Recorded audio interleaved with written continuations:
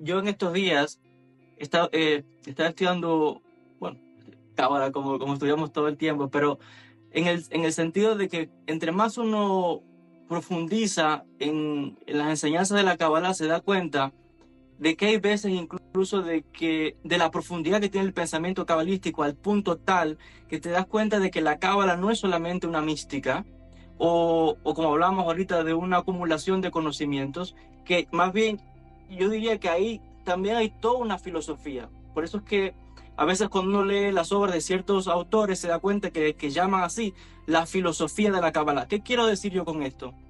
Que uno de los desafíos que yo me he dado cuenta es que no basta a veces con leer el material de tal o X autor, porque yo personalmente me he dado cuenta que me interesa más no solamente las ideas de ese autor, sino cómo él llegó a esas conclusiones. Y cuando uno se pone a profundizar, se da cuenta de que ese autor tiene detrás un trasfondo de filosofía, de historia, de teología. Y entonces, claro, uno dice, ¿qué desafío tengo yo si me quiero preparar como un maestro serio, profundo? Tengo entonces que expandir el área de conocimientos de la preparación que pueda tener el estudiante de la Cábala. No sé, ¿qué Sí, opinas sí, sobre a ver, esto? yo soy quizás hasta te diría la prueba viviente de lo que tú dices, es decir, yo siempre consideré que había que abrir y no cerrar. Me parece que también en nuestra tradición judeo-española, la tradición sefaradí en la época medieval, los grandes sabios de la tradición judeo-española siempre abrieron, siempre han sido matemáticos, astrólogos, astrónomos, y me parece que lamentablemente en algún momento de la historia judía, y yo creo que fue en Ashkenaz, donde se condenó por parte de la ortodoxia a no leer los libros de los filósofos griegos, y eso pasó en el mundo de judío de Europa Oriental, pero y que nos afectó a nosotros, porque gran parte de la ortodoxia actual sigue esa línea. Yo creo que hay que volver a los sabios del judaísmo medieval de la Provenza y de Sefarad a entender la cosmovisión de la Kabbalah de forma global.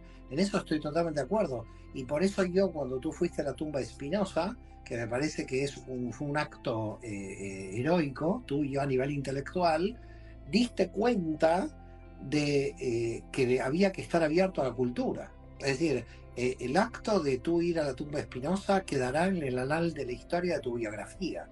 Que sepas esto. ¿Por qué? Porque lo que estás demostrando ahí es que has de alguna manera has rendido homenaje a lo mejor de la tradición abierta del espíritu de Sefarad, es decir, de la Provenza del sur de Francia.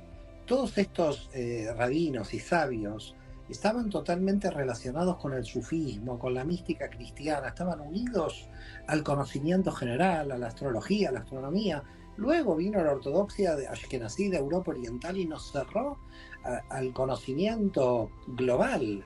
Entendió que la espiritualidad estaba cerrado en los textos exclusivamente dentro del mundo judío y abandonó la idea de la Torah como infinita, que es una idea que tenemos en la Cábala. Yo creo que hay que volver a la tradición judeo-española, porque esa es la tradición judeo-española de Moisés de León, de Isaac el Ciego, de Nachmanides, de todos aquellos grandes, Cordovero, de aquellos grandes que estaban abiertos al conocimiento general.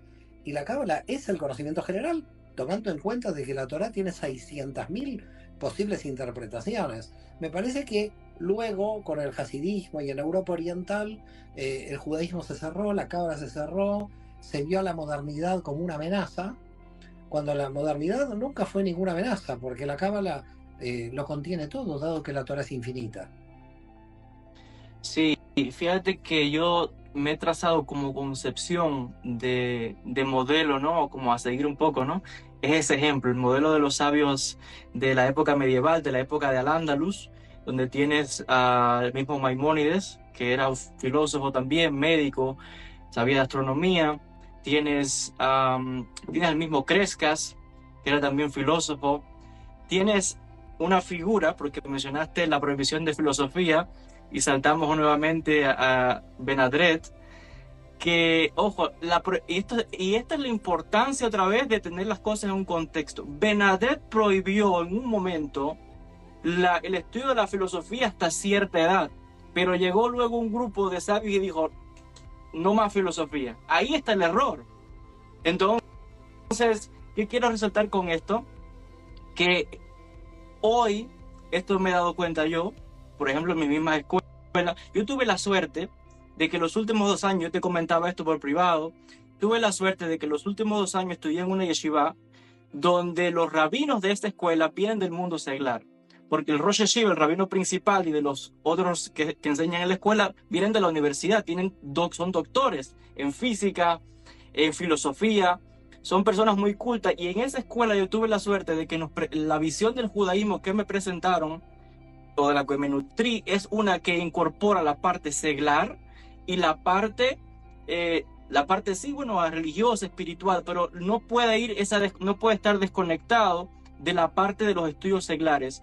Siempre recuerdo a ese rabino, ese maestro mío, que decía que uno tiene que ir detrás de la jojma de las naciones, porque ahí hay una gran sabiduría, y luego tienes que tomar todo eso y traerlo para enriquecer tu cultura, que de hecho es lo que han hecho todos los investigadores, todos los científicos en la época antigua, como mencionabas, cuando los mismos musulmanes, cristianos, judíos, que cada cual estudiaba las ideas de otro porque estaban más bien enfocados en el crecimiento del alma, en el mejoramiento humano, más allá de las religiones o la ideología de cada cual.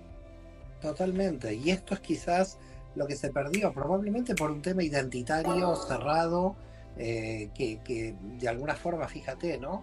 Una educación que podríamos llamarla endogámica, y que como endogámica no es realmente educativa, porque justamente si algo tenemos dentro de la Kabbalah es la unión con los otros, con aquellos que son diferentes, que no pertenecen a nuestro grupo, porque la Kabbalah es un mensaje universal.